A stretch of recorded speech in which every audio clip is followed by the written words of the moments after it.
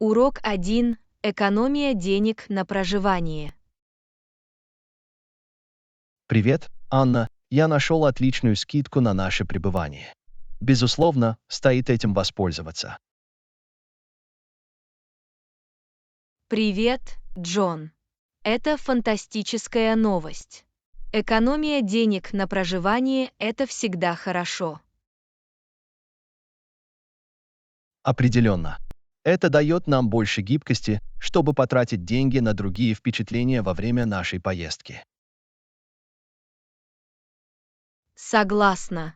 Выгодная сделка на проживание позволяет нам разумно распределять наш бюджет.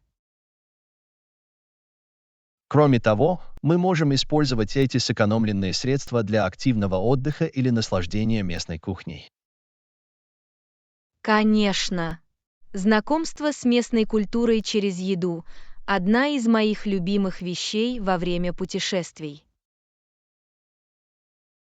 То же самое. Пробовать разные блюда и вкусы – прекрасный способ погрузиться в новое место. Удивительно, как еда может стать воротами к пониманию традиций и истории региона. Совершенно верно. Каждый кусочек может рассказать историю и создать неизгладимые воспоминания. Раз уж речь зашла о воспоминаниях, есть ли у вас какие-нибудь советы по созданию отличных фотографий из путешествий? Определенно. Один из советов – изучайте разные ракурсы и перспективы при съемке. Это отличное предложение. Это добавляет разнообразия и визуального интереса в нашу коллекцию фотографий. Еще один совет – дождитесь подходящего освещения. Естественное освещение может иметь огромное значение для качества фотографии. Полностью согласна. Освещение может улучшить цвета и настроение изображения. И не забудьте включить себя в фотографии. Селфи или просьба сфотографироваться для вас могут создать прекрасные воспоминания.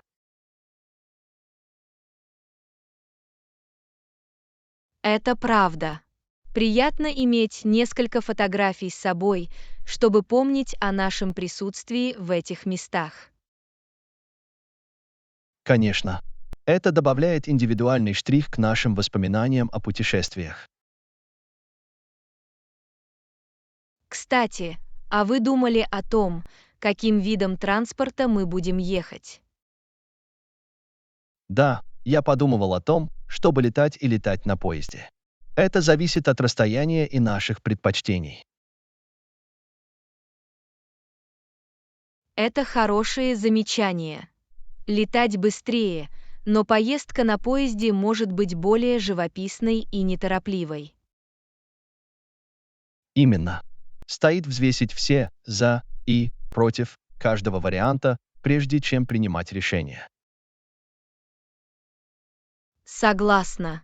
Иногда само путешествие может быть таким же приятным, как и пункт назначения. Это прекрасный способ выразить это. Путешествие таит в себе свою магию и открытие. Конечно.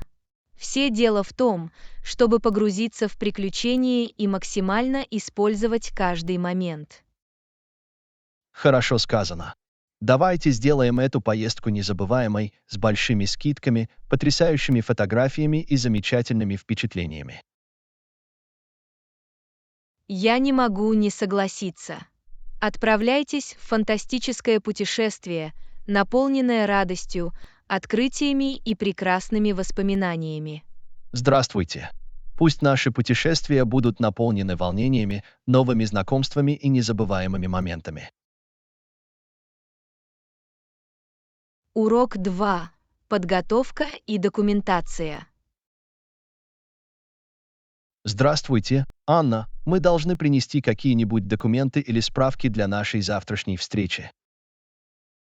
Привет, Джон. Да, это хорошая идея, чтобы взять с собой дополнительные материалы на случай, если они нам понадобятся. В этом есть смысл. Всегда лучше быть готовым и иметь под рукой все, что может понадобиться. Конечно. Наличие дополнительных документов может предоставить нам больше контекста и поддержки во время встречи. Кроме того, это показывает, что мы приложили усилия и готовы внести свой вклад в дискуссию. Совершенно верно. Это демонстрирует наш профессионализм и внимание к деталям. Есть ли у вас какие-то рекомендации по поводу того, какие конкретно документы мы должны принести? Ну, это зависит от цели встречи. Важно ознакомиться с повесткой дня и посмотреть, упоминаются ли какие-то конкретные материалы. Это хорошее замечание. Повестка дня даст нам четкое представление о темах, которые будут освещены. Кроме того, всегда полезно иметь при себе копии любых соответствующих отчетов, исследований или данных, которые могут обсуждаться. Согласен.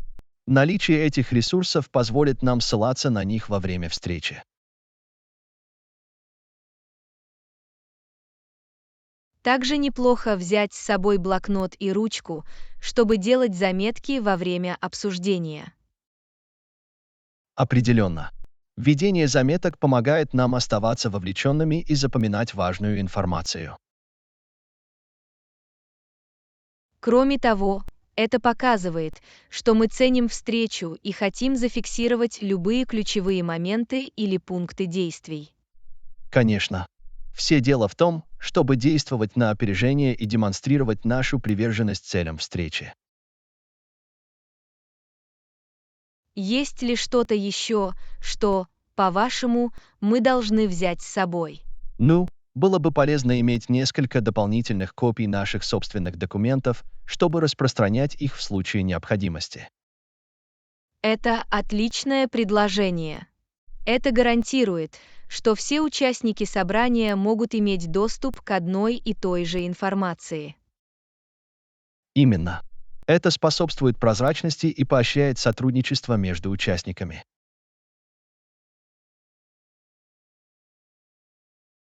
И давайте не будем забывать о позитивном настрое и непредвзятости. Это важнейшие инструменты для продуктивных дискуссий. Я не могу не согласиться. Наш настрой и готовность внести свой вклад играют важную роль в успехе встречи. Урок 3. Советы по фитнес-путешествию. Привет, Анна. Я заметил, что у тебя отличный подход к фитнесу. Что вы посоветуете тем, кто только начинает свой путь в фитнесе? Привет, Джон. Спасибо за комплимент. Для тех, кто начинает свой путь в фитнесе, я бы сказал, что постоянство является ключевым фактором. Это отличная мысль. Постоянство помогает выработать хорошие привычки и обеспечивает прогресс с течением времени. Конечно. Важно ставить перед собой реалистичные цели и устанавливать распорядок дня, который подходит именно вам. Согласен. Начав с небольших, достижимых целей, вы сможете повысить уверенность в себе и сохранить мотивацию на высоком уровне. Также важно найти занятия, которые вам нравятся. Фитнес не обязательно должен быть рутиной, это может быть весело и приносило удовлетворение. Это правда. Занимаясь любимым делом, вам будет легче оставаться целеустремленным и с нетерпением ждать тренировок. Кроме того, очень важно прислушиваться к своему телу. Обращайте внимание на то, как вы себя чувствуете, и вносите соответствующие коррективы. Это очень важный момент. Отдых и восстановление также важны, как и сами упражнения.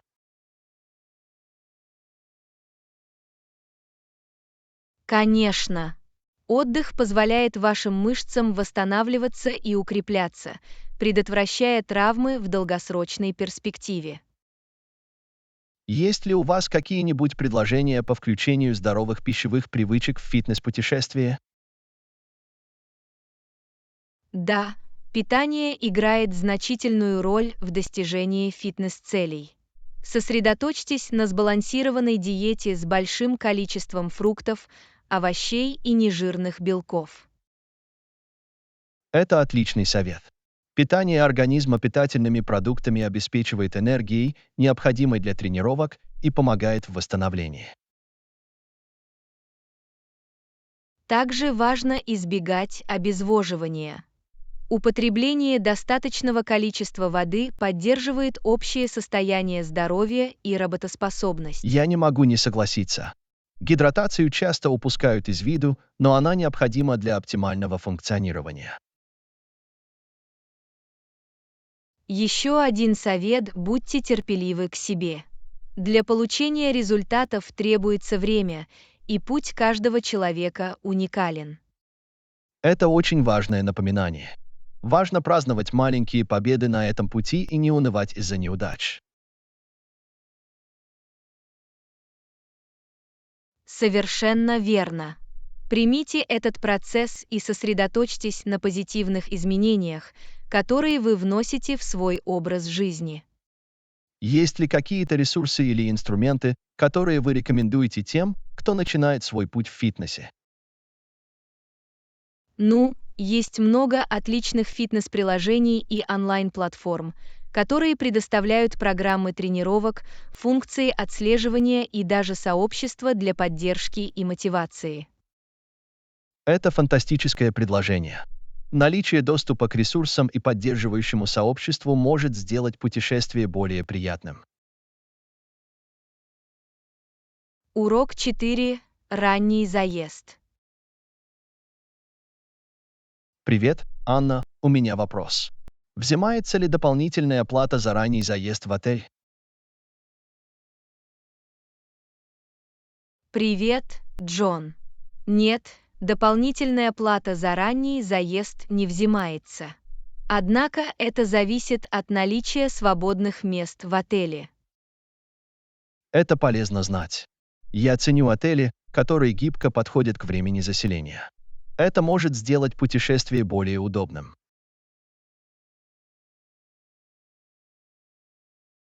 Конечно.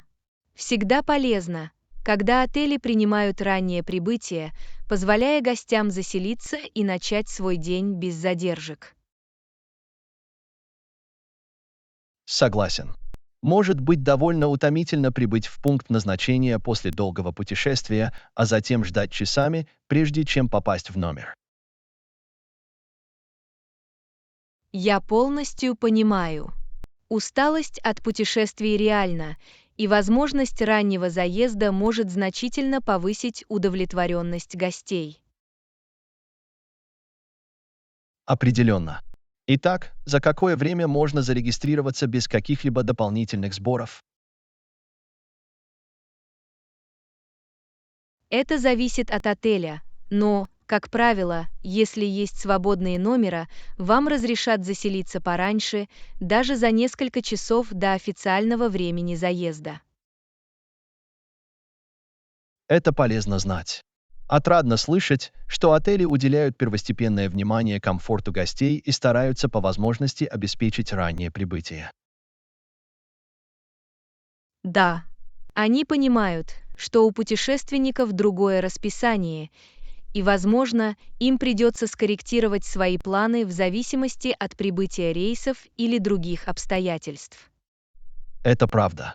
Приятно иметь такую гибкость, особенно когда речь идет о ранних утренних рейсах или длительных пересадках. Конечно, ранний заезд может обеспечить плавный переход и позволить гостям освежиться и сразу же начать исследовать пункт назначения. Я могу себе представить. Было бы здорово сдать багаж, принять душ и отправиться на прогулку без каких-либо ограничений по времени. Конечно, он задает позитивный тон на всю оставшуюся часть поездки и позволяет гостям максимально эффективно использовать время, проведенное в новом городе или стране. Это именно то, что я ищу. Я хочу получить максимум удовольствия от путешествия и максимально использовать свое время в пункте назначения. Я полностью понимаю. Ранняя регистрация заезда может улучшить общее впечатление от путешествия, обеспечивая удобство и плавное начало вашего путешествия. Я ценю ваши идеи. Полезно знать, что ранний заезд, как правило, возможен без каких-либо дополнительных сборов. Спасибо, что разъяснили. Урок 5. Планирование свидания за чашкой кофе. Привет, Анна. Я думал о том, чтобы встретиться за чашечкой кофе. Вы доступны? Привет, Джон. Звучит здорово. У меня есть около 20 минут свободных. Совершенный. Увидимся там. Отлично. Давайте устроим свидание в нашем любимом кафе. Я с нетерпением жду возможности наверстать упущенное. Я тоже. Прошло много времени с тех пор, как мы виделись в последний раз. Мне не терпится узнать о том, что происходит в вашей жизни. Аналогично. Мне любопытно узнать, как у вас идут дела. Будет приятно непринужденно поболтать за чашечкой кофе.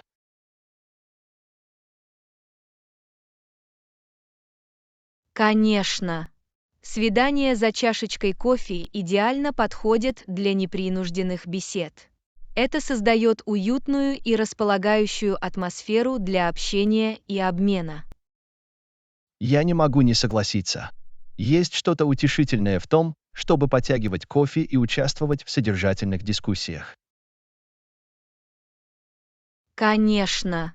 Он задает непринужденный тон, позволяя нам наслаждаться обществом друг друга без какого-либо цейтнота. В этом и заключается прелесть фиников за чашкой кофе. Мы можем не торопиться и по-настоящему присутствовать в моменте. Полностью согласна. Это возможность расслабиться и отдохнуть от плотного графика.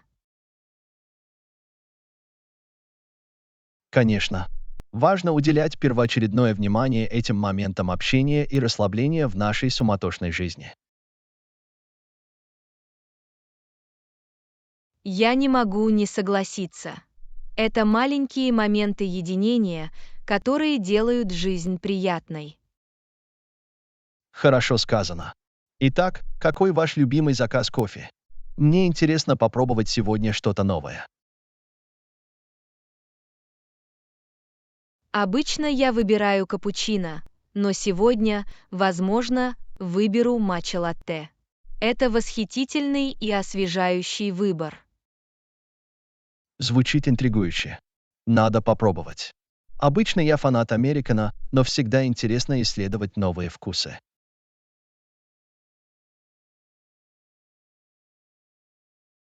Конечно.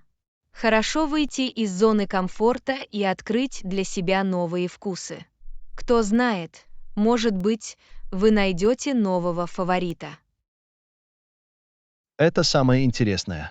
Возможности безграничны, когда речь идет о кофе и его разнообразной гамме вкусов. Конечно. Кофе– это универсальный язык, который объединяет людей и зажигает разговоры. Вы абсолютно правы. У него есть способ создавать связи и способствовать значимому взаимодействию. Я рада, что сегодня у нас может быть свидание за чашечкой кофе. Это замечательная возможность воссоединиться и насладиться обществом друг друга. Я чувствую то же самое. Давайте максимально используем это время и создадим воспоминания, которыми мы сможем дорожить. Урок 6. Завершение деловой сделки. Привет, Анна. Я работал над предложением, и я думаю, что оно идеальное. Как только мы его рассмотрим, мы сможем перейти к завершению сделки. Привет, Джон. Это отличная новость. Я рад, что предложение было принято. Давайте пройдемся по нему вместе. Я позаботился о том, чтобы рассмотреть все ключевые моменты и включить подтверждающие данные и анализ. Отлично. Давайте внимательно рассмотрим каждый раздел, чтобы убедиться, что все понятно и хорошо представлено. Резюме содержит краткий обзор проекта и его потенциальных преимуществ. Это важно для привлечения внимания заинтересованных сторон и выделения ценностного предложения. Именно. Затем у нас есть подробное описание проекта и график с указанием объема работ и результатов. Очень важно дать полное представление о том, что включает в себя проект и каковы ожидаемые сроки. Я также включил раздел о бюджете и анализе затрат, чтобы продемонстрировать финансовую осуществимость.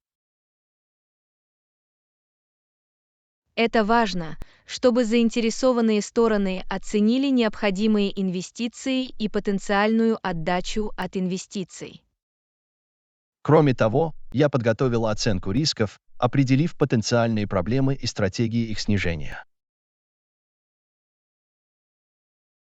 Это здорово. Это говорит о том, что мы тщательно продумали потенциальные препятствия и у нас есть планы по их преодолению. Наконец, я включил раздел, посвященный процессу внедрения и мониторинга, чтобы обеспечить успешное выполнение. Мониторинг прогресса и внесение корректив на этом пути имеют решающее значение для достижения желаемых результатов. Как только мы вместе рассмотрим предложение, я думаю, мы будем готовы представить его лицам, принимающим решения. Согласна. Мы хотим убедиться, что документ отполирован и убедителен, прежде чем делать этот шаг. После того, как мы завершим работу над предложением, мы можем назначить встречу с заинтересованными сторонами для его подробного обсуждения. Это следующий шаг. У нас будет возможность ответить на любые вопросы или проблемы, которые могут у них возникнуть. Важно быть готовым ответить на их запросы и предоставить дополнительную вспомогательную информацию, если это необходимо. Конечно. Предвосхищение их вопросов и наличие необходимых данных укрепит наши позиции. После того, как мы представим предложение, мы можем начать переговоры, чтобы достичь взаимовыгодного соглашения. Переговоры позволят нам отточить условия, чтобы обеспечить успешное партнерство. И если все пойдет хорошо, мы можем приступить к завершению сделки и подписанию необходимых контрактов. Это конечная цель. Мы почти достигли цели, и я уверен в нашей способности обеспечить это партнерство. Спасибо за сотрудничество и опыт. Ваш вклад был неоценим на протяжении всего этого процесса. Урок 7. Проверка безопасности в аэропорту. Привет, Анна, ты готова к проверке безопасности? Привет, Джон. Да. Я позаботился о том, чтобы упаковать свои жидкости в прозрачный пластиковый пакет. Это важно. Не забудьте положить сумку в лоток вместе с курткой и электроникой.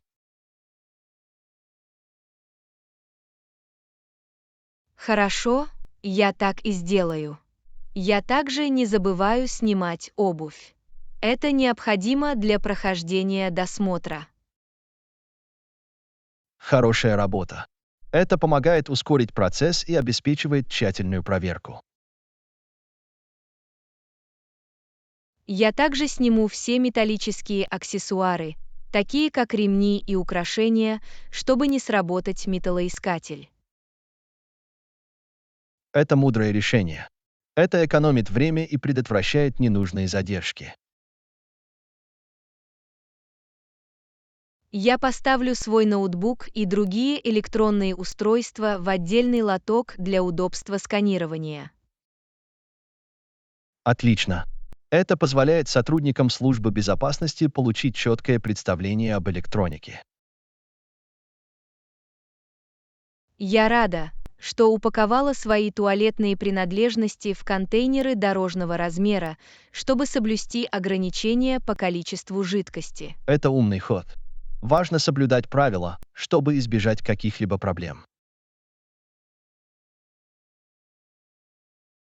Я позабочусь о том, чтобы мой паспорт и посадочный талон были легко доступны для проверки личности. Это очень важно. Храните их в безопасном, но легкодоступном месте. Я буду готова снять куртку и положить ее в поднос, если попросят сотрудники службы безопасности. Верно. Следуйте их инструкциям, чтобы обеспечить бесперебойный процесс. Я также буду помнить о любых запрещенных предметах в ручной клади, таких как острые предметы или жидкости, превышающие допустимую норму. Конечно. Перед поездкой важно ознакомиться со списком запрещенных предметов.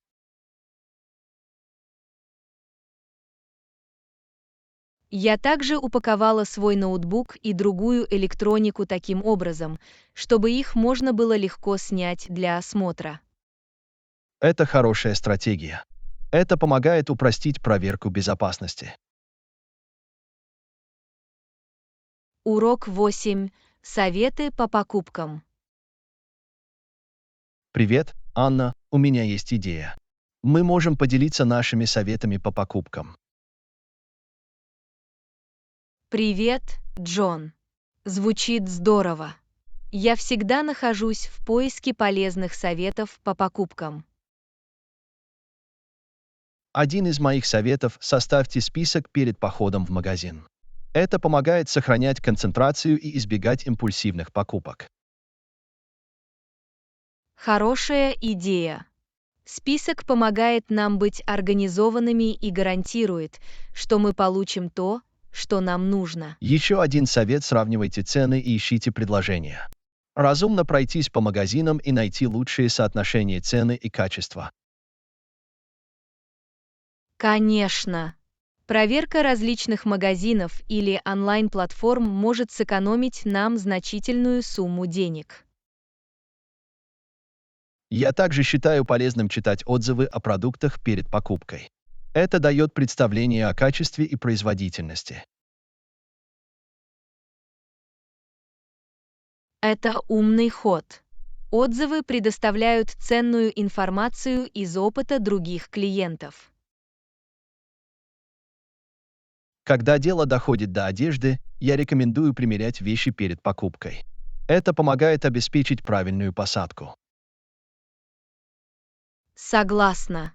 Размеры могут варьироваться в зависимости от бренда, поэтому примерка одежды необходима, чтобы избежать разочарования. Еще один совет при покупке одежды – инвестировать в универсальные вещи, которые можно смешивать и сочетать. Это отличная мысль. Универсальные вещи предоставляют больше вариантов нарядов и максимально увеличивают гардероб.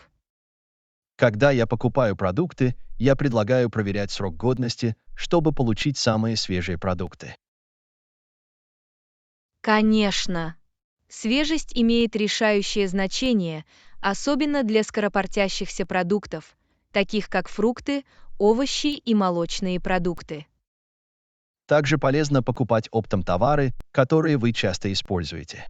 Это может сэкономить деньги в долгосрочной перспективе. Это правда.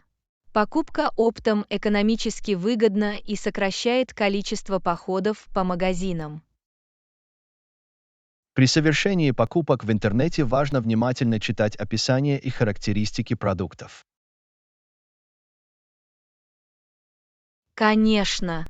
Хорошая осведомленность о деталях продукта помогает принять обоснованное решение. Также разумно проверить политику возврата перед покупкой в интернете. Это обеспечивает душевное спокойствие. Это хорошее напоминание. Правила возврата различаются, и важно знать правила и условия. Наконец, отслеживание распродаж и рекламных мероприятий может помочь заключить выгодные сделки. Конечно. Подписка на информационные бюллетени или подписка на магазины в социальных сетях могут предоставлять обновления о скидках. Спасибо, что поделились своими советами по покупкам. Я узнал от вас кое-что ценное. Урок 9. Выпечка шоколадного торта. Привет, Анна. Я наконец-то нашел отличный рецепт торта, который мы будем готовить. Привет, Джон. Это отличная новость. Мне не терпится начать. Чтобы приготовить торт, нам понадобится мука, сахар, какао-порошок и яйца. Отлично. Давайте соберем все ингредиенты, прежде чем начать. Нам также понадобится масло, молоко, разрыхлитель и ванильный экстракт. Принято к сведению. Я позабочусь о том, чтобы у нас на кухне все было готово. Как только у нас есть все ингредиенты, мы можем начать измерять и смешивать. Важно точно следовать инструкциям рецепта. Сначала мы соединим сухие ингредиенты, муку, сахар, какао-порошок и разрыхлитель. Я просеиваю сухие ингредиенты, чтобы убедиться, что в них нет комочков. В отдельной миске мы взбеем влажные ингредиенты, яйца, молоко, топленое масло и ванильный экстракт. Взбивание поможет нам получить гладкое и хорошо готовое тесто. Затем мы постепенно добавляем сухие ингредиенты во влажную смесь, помешивая до однородной массы. Мы хотим избежать перемешивания, так как это может сделать торт плотным. Как только тесто будет готово, мы выльем его в смазанную маслом форму для выпечки. Убедитесь, что сковорода равномерно смазана маслом, чтобы торт не прилипал. Затем мы будем выпекать пирог в предварительно разогретой духовке в течение указанного времени. Очень важно соблюдать рекомендуемую температуру и время выпечки. После выпечки мы дадим торту полностью остыть, прежде чем покрывать его глазурью. Процесс охлаждения гарантирует, что глазурь не растает и не соскользнет. Мы можем выбрать вкусный шоколадный ганаш или глазурь из сливочного крема для торта. Оба варианта звучат восхитительно. Будет трудно устоять перед кусочком этого шоколадного вкуса. Давайте приготовимся приготовить восхитительный домашний шоколадный торт. Береги себя. Урок 10. Гастрономические изыски в Италии. Привет, Анна. Мне, как любителю еды, интересно, какое место нам стоит посетить следующим. Привет, Джон. Италия – это рай для гастрономии. Мы обязательно должны это рассмотреть. Я слышал, что итальянская кухня богата вкусами и разнообразна региональными деликатесами. Конечно. От пасты до пиццы и мороженого Италия предлагает множество кулинарных изысков. Какие города в Италии вы бы порекомендовали для поездки, ориентированной на еду? Рим, Флоренция и Болонья славятся своей культурой питания. Я всегда хотел попробовать настоящие римские блюда из пасты, такие как карбонара и каче e pepe. Эти блюда действительно аппетитные. Рим– рай для любителей пасты. А Флоренция славится своей сочной бистеккой по-ферентински, аппетитным флорентийским стейком. Это звучит как обязательная попытка для любителей мяса. Флоренция– кулинарная жемчужина. Болонья, с другой стороны, известна как кулинарная столица Италии с ее насыщенным соусом рагу и тортеллини. Представляю, какие невероятные вкусы ждут нас в Болонье. Это настоящее место для гурманов. Давайте не будем забывать о мороженом. Мы найдем самые неотразимые магазины мороженого по всей Италии. Джелато– идеальное удовольствие, которым можно насладиться, исследуя живописные улицы Италии. Мы также можем исследовать местные рынки и попробовать традиционные итальянские ингредиенты. Покупка свежих продуктов и региональных деликатесов станет приятным опытом. Италия действительно предлагает нам гастрономическое путешествие, которым мы можем наслаждаться и наслаждаться. Я не могу дождаться, чтобы погрузиться в ароматы итальянской кухни. Береги себя. Конечно, это будет незабываемое кулинарное приключение. До следующего раза.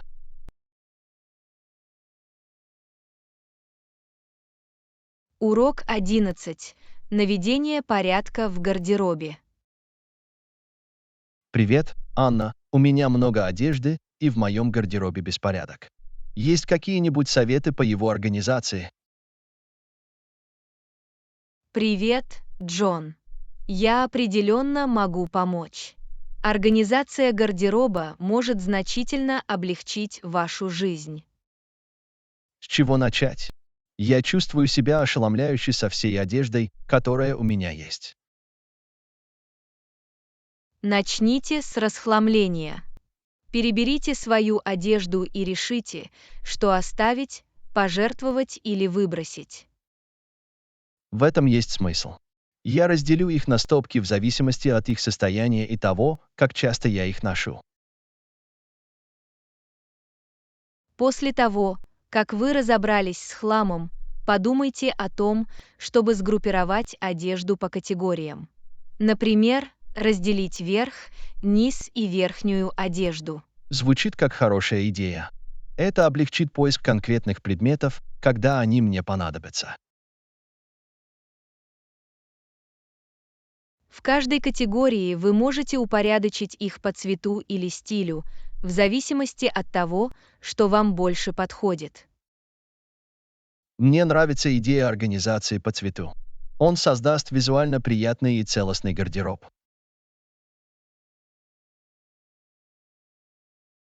Еще один полезный совет – использовать решения для хранения, такие как контейнеры, разделители и вешалки, чтобы максимально использовать пространство и Я поддерживать определенно порядок. инвестирую в некоторые решения для хранения, чтобы максимально использовать пространство моего гардероба. И не забывайте менять сезонную одежду. Храните несезонные вещи в коробках или вакуумных пакетах. Это отличное предложение. Это освободит место для одежды, которую я буду носить регулярно. Наконец, старайтесь поддерживать порядок в своем гардеробе, регулярно возвращая одежду на отведенное место. Я возьму за привычку поддерживать порядок и больше не создавать беспорядок. Применяя эти советы, вы в кратчайшие сроки получите хорошо организованный и функциональный гардероб. Спасибо за совет. Мне не терпится превратить свой беспорядочный гардероб в организованный оазис. Урок 12. Положение о расторжении договора. Привет, Анна. Вы когда-нибудь задумывались о том, чтобы включить в контракты пункты о расторжении договора? Привет, Джон. Безусловно, положения о расторжении могут обеспечить ясность и защиту для обеих сторон. Это правда. В них изложены условия, при которых договор может быть расторгнут. В оговорках о расторжении могут быть указаны права и обязанности каждой из сторон в случае расторжения. Именно. Они могут помочь избежать споров и обеспечить четкий путь вперед.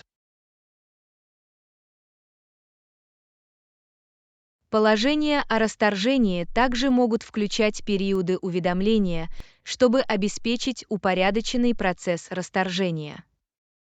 Это важно. Это дает обеим сторонам время приспособиться и принять необходимые меры. Положения о расторжении могут касаться ситуаций, когда одна из сторон нарушает договор. Да, они могут описать последствия и средства правовой защиты в случае нарушения.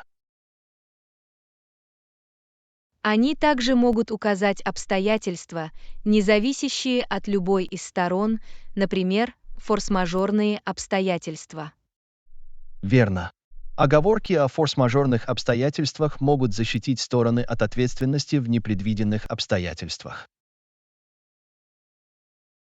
Оговорки о расторжении договора также могут касаться ситуаций, когда договор становится невыполнимым. Конечно. Они могут обеспечить выход, если определенные условия делают работу невозможной.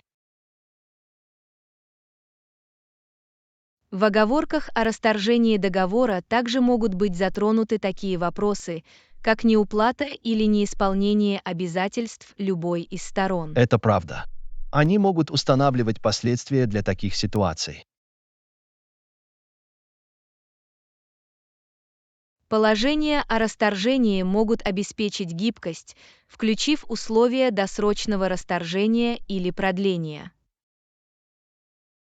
Да, они могут предоставить варианты, если обе стороны согласятся расторгнуть или продлить контракт. Они также могут рассматривать ситуации, когда одна из сторон хочет расторгнуть договор для удобства. Это важно. Это позволяет расторгнуть договор без нарушения договора. Условия расторжения могут варьироваться в зависимости от характера и сложности договора. Конечно. Они должны быть адаптированы к конкретным потребностям и рискам каждого соглашения. Очень важно внимательно изучить и согласовать условия расторжения договора перед подписанием контракта. Да, обращение за юридической консультацией может помочь убедиться в справедливости положений и защитить интересы обеих сторон. Также важно открыто общаться и обсуждать условия расторжения контракта во время переговоров по контракту. Это правда. Четкая коммуникация может помочь предотвратить недоразумения и согласовать ожидания. В конце концов, положения о расторжении договора могут обеспечить чувство безопасности и облегчить плавный выход, если это необходимо. Определенно. Они могут помочь сторонам расстаться полюбовно и свести к минимуму потенциальные конфликты. Очень важно подойти к расторжению договора профессионально и с уважением к оговоренным условиям. Конечно. Положения о расторжении договора могут способствовать созданию здоровой и прозрачной деловой среды. Урок 13. Захватывающие новые смартфоны. Привет, Анна, ты видела новые смартфоны в магазине? Они выглядят потрясающе. Привет, Джон. Да, я их заметил. Дизайн элегантный и современный. Конечно. И качество дисплея невероятное. Цвета такие яркие.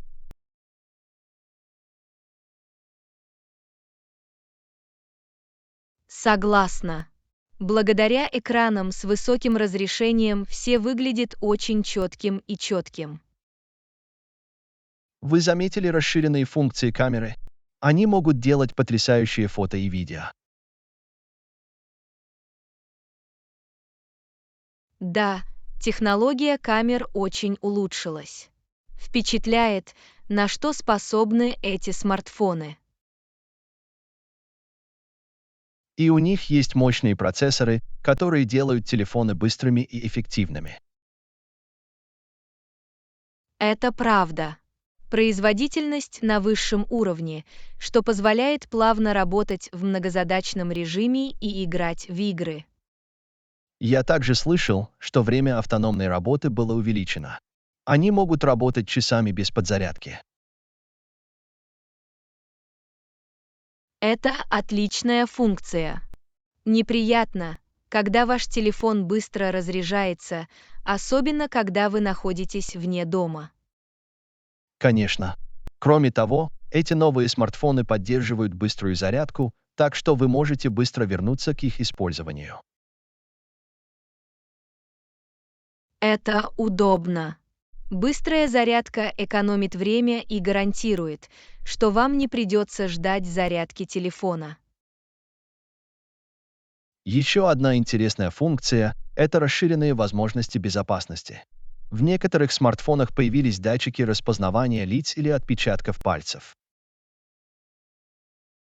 Да, эти меры безопасности обеспечивают душевное спокойствие, зная, что наша личная информация защищена. А вы видели вместимость хранилища? Эти новые смартфоны предлагают достаточно места для всех наших файлов, фотографий и приложений. Приятно слышать. Нехватка места для хранения может быть проблемой, поэтому наличие большего пространства, безусловно, является плюсом. Я также заметил, что некоторые из этих смартфонов защищены от воды и пыли. Они могут выдержать случайные разливы или падения. Это полезная функция, особенно для тех из нас, кто немного неуклюже обращается с телефоном. Конечно. Это повышает долговечность и гарантирует, что телефоны смогут справиться с повседневной жизнью. Я также слышала, что эти смартфоны оснащены продвинутыми возможностями искусственного интеллекта. Они могут помочь нам с различными задачами. Да, интеграция и становится все более распространенной. Интересно наблюдать, как наши телефоны могут адаптироваться и учиться на нашем поведении. Конечно, это все равно, что иметь личного помощника прямо у нас в кармане. Возможности кастомизации также впечатляют. От обоев до тем, пользователи могут сделать свои смартфоны уникальными. Это забавный аспект. Это позволяет нам выразить нашу индивидуальность и персонализировать наше устройство. В целом, эти новые смартфоны предлагают широкий спектр функций и улучшений, которые удовлетворяют наши потребности и предпочтения. Это правда. Достижения в области смартфонов продолжают улучшать нашу повседневную жизнь. Итак, вы думали о том, чтобы приобрести один из этих новых смартфонов. Я определенно испытываю искушение. Им есть что предложить. Возможно, мне придется снова зайти в магазин и посмотреть поближе. То же самое. Давайте изучим возможности и посмотрим, какой из них подходит нам лучше всего. Похоже на план. Давайте окунемся в захватывающий мир новых смартфонов и найдем идеальный для нас. Согласен. Это захватывающее время для таких энтузиастов технологий, как мы. Давайте воспользуемся этим по максимуму.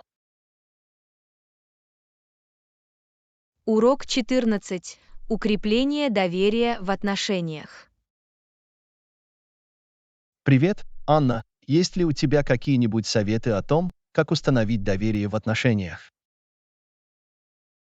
Привет, Джон. Доверие необходимо в любых отношениях.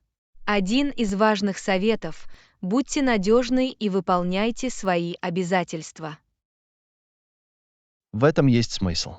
Выполнение своих обещаний показывает, что нам можно доверять в выполнении наших обязательств. Конечно. Еще один совет – будьте открыты и честны в общении. Прозрачность помогает укрепить доверие и избежать недоразумений. Согласен. Откровенность в своих мыслях и чувствах создает основу доверия и подлинности. Также важно активно слушать. Проявляйте искренний интерес к тому, что говорит другой человек, и подтверждайте его чувства. Активное слушание демонстрирует, что мы ценим точку зрения другого человека и помогает укрепить доверие и понимание. Еще один совет – уважайте границы. Очень важно уважать границы, установленные другим человеком, и не выталкивать его за пределы зоны комфорта. Уважение границ показывает, что мы заботимся о благополучии другого человека и способствует развитию чувства доверия и безопасности. Доверие также строится через последовательность. Последовательность в словах и действиях помогает обрести чувство надежности. Постоянство создает предсказуемую среду, в которой другой человек чувствует себя в безопасности и может доверять нашему поведению. Доверие – это улица с двусторонним движением. Важно доверять и другим. Дайте им право сомневаться до тех пор, пока не будет доказано обратное. Это отличная мысль. Доверие к другим изначально способствует развитию взаимного доверия и укрепляет отношения. Построение доверительных отношений требует времени, поэтому терпение является ключевым фактором. Важно позволить доверию расти естественным образом и не торопить Терпение процесс. позволяет отношениям развиваться в своем собственном темпе и обеспечивает прочный фундамент доверия. Наконец, извинитесь и загладьте свою вину, если вы допустили ошибку. Принятие ответственности показывает, что вы цените отношения и стремитесь заслужить доверие. Извинение и возмещение ущерба демонстрируют смирение и готовность возместить любой причиненный ущерб, укрепляя доверие. Доверие – это драгоценный дар в любых отношениях. Это требует усилий, последовательности и взаимного уважения, чтобы установить и поддерживать. Конечно.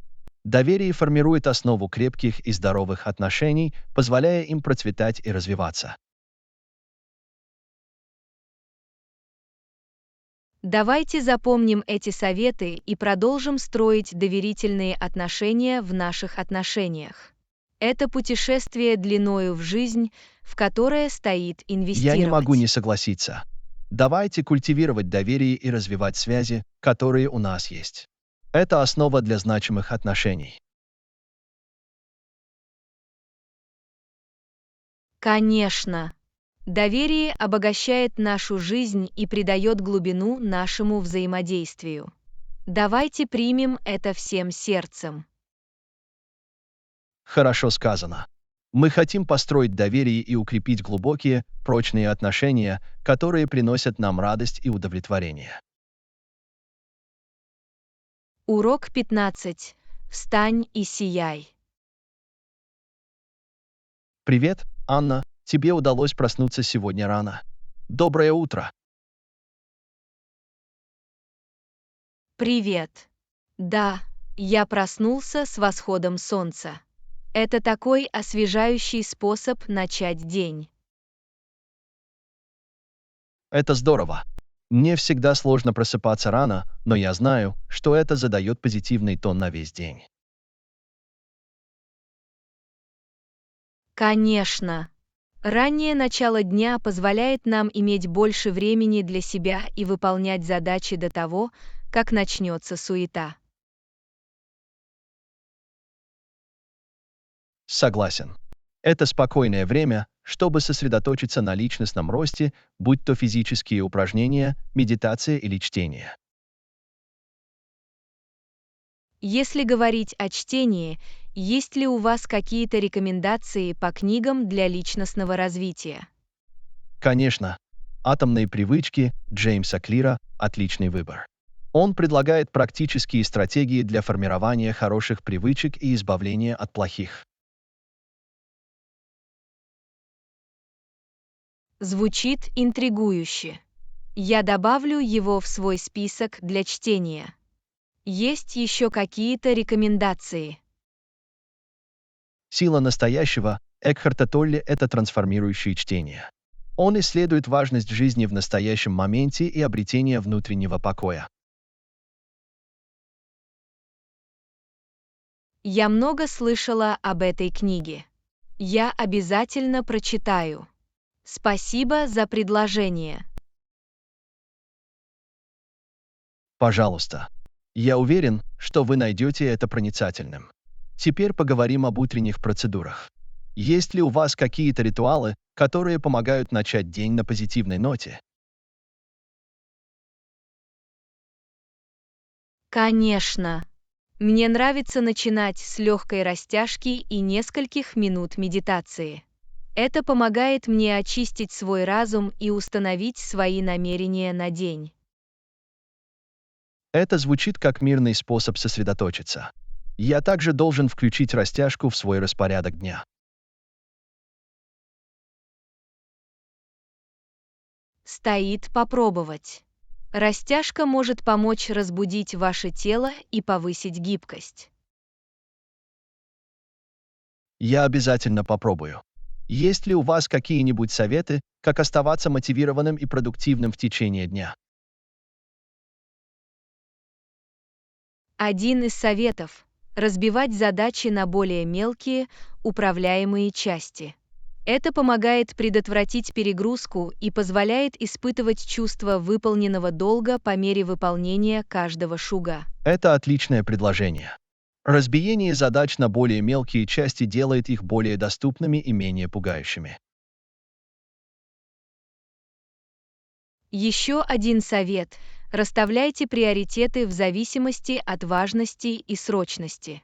Это помогает вам оставаться сосредоточенным и гарантирует, что вы работаете над тем, что действительно важно. Расстановка приоритетов– это ключ к успеху.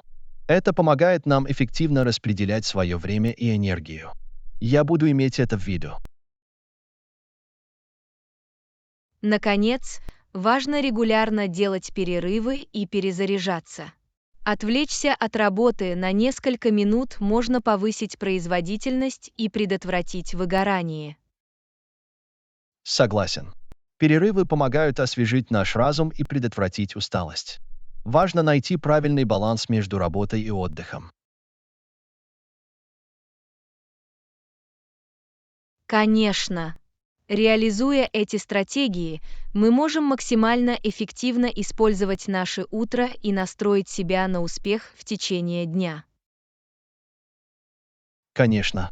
Давайте примем раннее утро и сделаем его временем роста, продуктивности и заботы о себе. Урок 16. Возможности нетворкинга.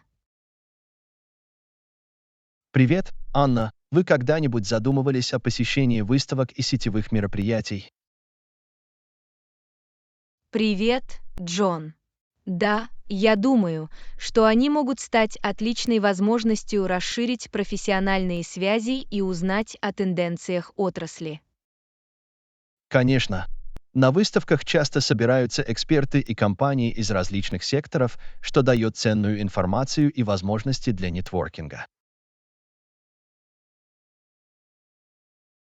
Это шанс встретиться с профессионалами-единомышленниками и обменяться идеями, которые могут привести к потенциальному сотрудничеству или партнерству. Это правда. Участие в этих мероприятиях позволяет нам построить сильную профессиональную сеть, которая может быть полезна для карьерного роста. Нетворкинг-мероприятия также дают возможность поучиться у лидеров отрасли на семинарах и панельных дискуссиях. Да, прислушиваясь к опытным профессионалам, мы получаем ценные знания и вдохновляемся на свой профессиональный путь. Важно подходить к этим мероприятиям с позитивным настроем и быть открытым к знакомству с новыми людьми.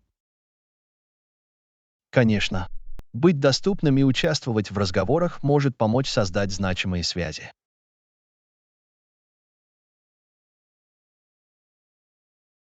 И не забудьте взять с собой визитки. Это удобный способ обменяться контактной информацией и произвести неизгладимое впечатление. Хорошие замечания. Наличие хорошо оформленной визитной карточки может оставить профессиональное и запоминающееся впечатление. Кроме того, полезно подготовить элеватор-питч, чтобы кратко представить себя и свою работу. Это очень важно. Убедительная презентация в лифте может вызвать интерес и произвести неизгладимое впечатление на потенциальных знакомых. Еще один совет: общайтесь с людьми, с которыми вы встречаетесь после мероприятия. Отправка персонализированного сообщения или общение в LinkedIn может помочь укрепить отношения. Очень важно следить за происходящим. Это демонстрирует вашу искреннюю заинтересованность в поддержании связи и может привести к будущим возможностям. Конечно, нетворкинг– это непрерывный процесс, поэтому важно оставаться вовлеченным и развивать отношения, которые вы строите. Нетворкинг не должен ограничиваться личными мероприятиями. Онлайн-платформы и социальные сети также могут быть ценными инструментами для расширения вашей профессиональной сети. Это правда. Виртуальные сети становятся все более популярными и позволяют нам общаться с профессионалами по всему миру. Важно найти баланс между физическим и виртуальным нетворкингом, чтобы максимизировать наши возможности. Конечно. Изучение сочетания того и другого может расширить наш охват и открыть двери к новым возможностям. Хорошо сказано. Посещение выставок и сетевых мероприятий– это активный способ расширить наши профессиональные горизонты и завести ценные связи. Конечно. Используя эти возможности, мы можем ускорить наш профессиональный рост и создать сильную сеть поддержки.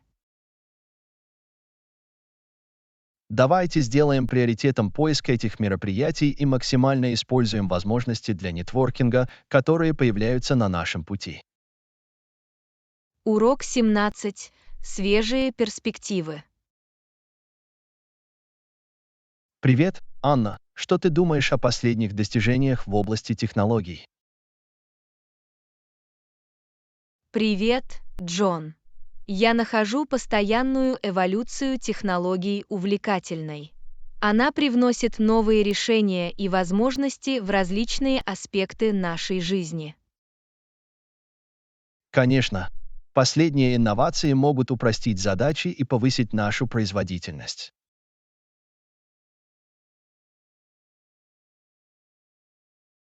Впечатляет, как технологии трансформировали такие отрасли, как здравоохранение, образование и связь. В самом деле, это сделало здравоохранение более доступным с помощью телемедицины и улучшило процесс обучения с помощью платформ онлайн-образования. Согласна. Технологии также произвели революцию в общении, позволив нам легко общаться с людьми по всему миру. С развитием социальных сетей и приложений для обмена сообщениями стало проще оставаться на связи с друзьями и семьей, независимо от расстояния. Тем не менее, важно соблюдать баланс и не позволять технологиям поглощать слишком много нашего времени и внимания. Это правда. Нахождение здоровых отношений с технологиями имеет важное значение для поддержания полноценного образа жизни.